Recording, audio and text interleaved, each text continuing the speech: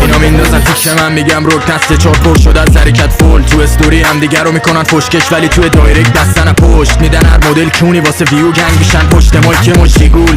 تو آرتیستی فقط تو بیوت ولی من میخونم میسوزون فیوز. تو درگیر اینی باشه عکسات اچ دی من ورس میرم میشه لفظام اسمی وقتی تو میگی گنگم میشم مرسی. چاقا من علم بود شبیه میکسی رو هم نمیتونید برید دمید رنج. من میخونم از سم اسمی تو بین مینویسم تو 5 دقیقه 20 بیت. چاقا لمیرسته سنیش به 20 بر کیه مثل من باشه درو پشگاه گنگ نمیشی حتی باشه لباسات شبا میزنن دو نفر نیست تو داری میزنی وسط کلاب و صاف. من مارکت رو میگم با یه MP3 وقتی تو داری تو این سمت میگی توهم میزنی روی جنس کفنی کن بودو بابا ریدی. ندارم با کسی که من دشمنی ولی نمیره توی کتم مفبری. من تو تاپ تن آرتیست نسل چارم چاقل تو تشم اون روزگلی جریان رپیه بیخ با ول کن بیف میخوای بیا رو بام تست کن 10 مین کارت 20 بیت فلفورد درست تدبینم پیتون گاید ریمیکس. لفظام درد داره میره توت خوش خوش ایران و عشق گوره